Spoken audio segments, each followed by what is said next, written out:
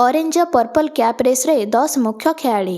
March 28ରୁ IPL ଆରମ୍ଭ ହେବାକୁ ଥିବାବେଳେ ଅନେକ ଅଭିଜ୍ଞ ଖେଳାଳି ଅରେଞ୍ଜ ଏବଂ ପର୍ପଲ କ୍ୟାପ୍ ପାଇଁ ପ୍ରଦର୍ଶନକାରୀ ୱିକେଟ୍ ଏବଂ ରନ୍ ଚାର୍ଟର ନେତୃତ୍ୱ ନେବେ। ତେବେ ପାୱାର ପ୍ଲେ ଏବଂ ଡେଥ୍ ଓଭରରେ ଦ୍ରୁତ ବୋଲରମାନେ ପ୍ରାଧାନ୍ୟ ବିସ୍ତାର କରୁଛନ୍ତି, ଯେତେବେଳେ କି ସ୍ପିନରମାନେ ଇନିଂସର ମଧ୍ୟଭାଗକୁ ନିୟନ୍ତ୍ରଣ କରିବାରେ ଗୁରୁତ୍ୱପୂର୍ଣ୍ଣ ଭୂମିକା ଗ୍ରହଣ କରୁଛନ୍ତି। ପ୍ରାରମ୍ଭିକ ପ୍ରଦର୍ଶନ ଏବଂ ପ୍ରମୁଖ ଦଳ ଭୂମିକା ସୂଚାଇ ଦେଉଛି ଯେ ଏହି ସିଜନରେ ପେସ୍ ନେତା ଏବଂ ବିଶେଷଜ୍ଞ ସ୍ପିନରଙ୍କ ମିଶ୍ରଣ ପର୍ପଲ କ୍ୟାପ୍ ପାଇଁ ଦୃଢ଼ ଦାବିଦାର ହୋଇପାରେ। ତେବେ 2025 ମସିହାରେ ଚମତ୍କାର ପ୍ରଦର୍ଶନ ପରେ ପ୍ରସିଦ୍ଧ କ୍ରିଷ୍ଣ ପର୍ପଲ କ୍ୟାପ୍ ପାଇଁ 2026 ଆଇପିଏଲ୍ରେ ପ୍ରବେଶ କରିଛନ୍ତି। ସେ 2025 ଆଇପିଏଲ୍ରେ ସର୍ବାଧିକ 25ଟି ୱିକେଟ୍ ନେଇ ପର୍ପଲ କ୍ୟାପ୍ ହାସଲ କରିଥିଲେ। ସେ 2026 ସିଜନରେ ମହମ୍ମଦ ସିରାଜଙ୍କ ସହ ସେମାନଙ୍କ ପେସ୍ ଆକ୍ରମଣର ନେତୃତ୍ୱ ନେବେ ବୋଲି ଆଶା କରାଯାଉଛି।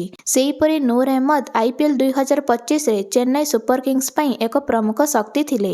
ଲିଗ୍ ପର୍ଯ୍ୟାୟ ଶେଷ ସୁଦ୍ଧା 24ଟି ୱିକେଟ୍ ସହିତ ପର୍ପଲ କ୍ୟାପ୍ ଦୌଡ଼ରେ ଆଗୁଆ ଥିଲେ। କିନ୍ତୁ ସିଏସ୍କେ ଦଳ ପ୍ଲେ-ଅଫ୍ରେ କ୍ୱାଲିଫାଏ ହୋଇନଥିବାରୁ ନୂରଙ୍କୁ ସୁଯୋଗ ମିଳିନଥିଲା, ଯାହାକି ଗୁଜରାଟ ଟାଇଟାନ୍ସ ପ୍ଲେ-ଅଫ୍ରେ ପ୍ରବେଶ କରିବା ଯୋଗୁଁ ପ୍ରସିଦ୍ଧ କ୍ରିଷ୍ଣ 25ଟି ୱିକେଟ୍ ସହିତ ତାଙ୍କୁ ପଛରେ ପକାଇବାର ସୁଯୋଗ ପାଇଥିଲେ। ଉଭୟ ବୋଲର ସମଗ୍ର ସିଜନରେ ଉଚ୍ଚ ସ୍ଥାନ ବଜାୟ ରଖିଥିଲେ। ସେହିପରି ଜସ୍ ହେଜେଲଉଡ୍ 2025 ସିଜନରେ ପ୍ରଭାବଶାଳୀ ଥିଲେ। 12ଟି ମ୍ୟାଚ୍ରେ 22ଟି ୱିକେଟ୍ ନେଇ ଆର୍ସିବି ଆକ୍ରମଣର ନେତୃତ୍ୱ ନେଇଥିଲେ, ଯାହା ଶେଷରେ ସେମାନଙ୍କୁ 2025 ଟାଇଟଲ ପାଇଁ ପ୍ରେରଣା ଦେଇଥିଲା। ପର୍ପଲ କ୍ୟାପ୍ ରେସ୍ରେ ସେ 2025 ସିଜନରେ ଜଣେ ଦୃଢ଼ ଦାବିଦାର ଥିଲେ। ପ୍ରାୟତଃ ତାଙ୍କର ସ୍ଥିର ୱିକେଟ୍ ନେବା କ୍ଷମତା ସହିତ ଚାର୍ଟର ଶୀର୍ଷରେ ଥିଲେ। ତେବେ 2026 ସିଜନରେ ସେ ପର୍ପଲ କ୍ୟାପ୍ ଦାବିଦାରରେ ଆଗୁଆ ହୋଇପାରନ୍ତି। ସେହିପରି ଟ୍ରେଣ୍ଟ ବୋଲ୍ଟ 2025 ପର୍ପଲ କ୍ୟାପ୍ ଦୌଡ଼ର ଶ୍ରେଷ୍ଠ 3ରେ ସ୍ଥାନ ପାଇଥିଲେ। ନିଜକୁ ମୁମ୍ବାଇ ଇଣ୍ଡିଆନ୍ସର ପ୍ରାଥମିକ ନୂତନ ବଲ୍ ବିପଦ ଭାବରେ ପ୍ରତିଷ୍ଠିତ କରିଥିଲେ।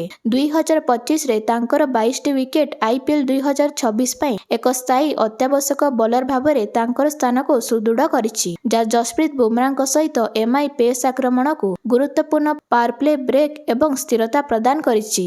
ଅନ୍ୟପଟେ ଅର୍ଶଦୀପ ଆଇପିଏଲ୍ 2025 ପର୍ପଲ କ୍ୟାପ୍ ଦୌଡ଼ରେ ଜଣେ ପ୍ରମୁଖ ଦାବିଦାର ଥିଲେ। ସେ ଲଗାତାର ଭାବରେ ଶ୍ରେଷ୍ଠ ୱିକେଟ୍ ଟେକରଙ୍କ ମଧ୍ୟରେ ସ୍ଥାନ ପାଇଥିଲେ। ସେ ତାଙ୍କର ଡେଥ୍ ଓଭର କ୍ଷମତା ପାଇଁ ଜଣାଶୁଣା। ସେ ସିଜନରେ 21 ୱିକେଟ୍ ରେକର୍ଡ କରିଥିଲେ ଏବଂ ଶ୍ରେଷ୍ଠ 5 ଜଣ ବୋଲରଙ୍କ ମଧ୍ୟରେ ସ୍ଥାନ ପାଇଥିଲେ। ତାଙ୍କ ପ୍ରଦର୍ଶନ 2025 ଟୁର୍ଣ୍ଣାମେଣ୍ଟରେ ପଞ୍ଜାବ କିଙ୍ଗସ୍ ପାଇଁ ଗୁରୁତ୍ୱପୂର୍ଣ୍ଣ ସ୍ପେଲ୍ ଥିଲା। ସେହିପରି 2026 ଆଇପିଏଲ୍ ଅରେଞ୍ଜ କ୍ୟାପ୍ ପାଇଁ ଭାରତୀୟ ଟପ୍ ଅର୍ଡର ବ୍ୟାଟ୍ସମ୍ୟାନମାନଙ୍କୁ ଦୃଢ଼ ଭାବରେ ସପକ୍ଷରେ ରଖିଛି। ଗୁଜରାଟ ଟାଇଟାନ୍ସର ସାଇ ସୁଦର୍ଶନ 15ଟି ମ୍ୟାଚ୍ରେ 759 ରନ୍ କରି ଆଇପିଏଲ୍ 2025 ଅରେଞ୍ଜ କ୍ୟାପ୍ ଜିତିଥିଲେ ଏବଂ ଏହି ପୁରସ୍କାର ଜିତିବା ପ୍ରଥମ ଭାରତୀୟ ବାମହାତୀ ଖେଳାଳି ହୋଇଥିଲେ। ସେ ଏକ ପ୍ରତିଯୋଗିତାମୂଳକ ତାଲିକାରେ ଶୀର୍ଷରେ ଥିଲେ, ଯେଉଁଥିରେ 11 ଜଣ ଖେଳାଳି 500 ରନ୍ ଅତିକ୍ରମ କରିଥିଲେ। ତେବେ ସୂର୍ଯ୍ୟକୁମାର ୟାଦବ ଆଇପିଏଲ୍ 2025 ସିଜନରେ 16ଟି ମ୍ୟାଚ୍ରେ 717 ରନ୍ କରି ଦ୍ୱିତୀୟ ସର୍ବାଧିକ ରନ୍ ସ୍କୋରର ଭାବରେ ଶେଷ କରିଥିଲେ। ମାତ୍ର ଅଳ୍ପକେ ଅରେଞ୍ଜ କ୍ୟାପ୍ ହରାଇଥିଲେ। ମୁମ୍ବାଇ ଇଣ୍ଡିଆନ୍ସ ପାଇଁ ତାଙ୍କର ଏହା ଉତ୍କୃଷ୍ଟ ସିଜନ୍ ଥିଲା। ସେ 167 ଷ୍ଟ୍ରାଇକ୍ ରେଟ୍ରେ 5ଟି ଅର୍ଦ୍ଧଶତକ ହାସଲ କରିଥିଲେ ଏବଂ ସିଜନର ସବୁଠାରୁ ମୂଲ୍ୟବାନ ଖେଳାଳି ବା ଏମ୍ଭିପି ଭାବରେ ବିବେଚିତ ହୋଇଥିଲେ।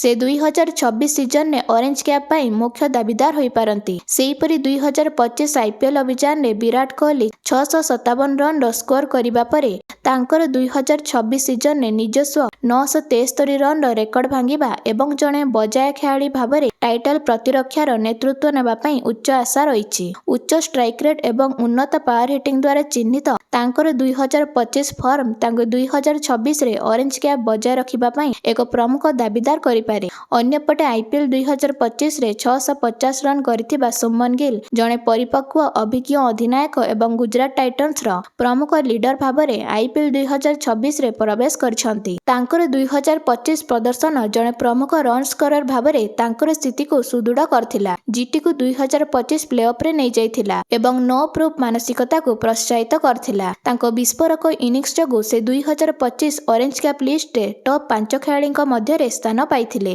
ଅନ୍ୟପଟେ ଯଶସ୍ୱୀ ଜୟସ୍ୱାଲ ରାଜସ୍ଥାନ ରୟାଲ୍ସ ପାଇଁ ଆଇପିଏଲ୍ 2025ରେ ଶ୍ରେଷ୍ଠ ପ୍ରଦର୍ଶନକାରୀ ଥିଲେ। ପିବିକେଏସ୍ ବିପକ୍ଷରେ 25 ବଲ୍ରେ 50 ରନ୍ ସମେତ ଉଚ୍ଚ ସ୍କୋରିଂ ଇନିଂସ ପରେ ମେ 2025ରେ କିଛି ସମୟ ପାଇଁ ଅରେଞ୍ଜ କ୍ୟାପ୍ ହାସଲ କରିଥିଲେ। ସେ ସର୍ବାଧିକ ରନ୍ ସ୍କୋରର ପାଇଁ ଏକ ପ୍ରମୁଖ ଦାବିଦାର ଭାବରେ ସିଜନ୍ ଶେଷ କରିଥିଲେ।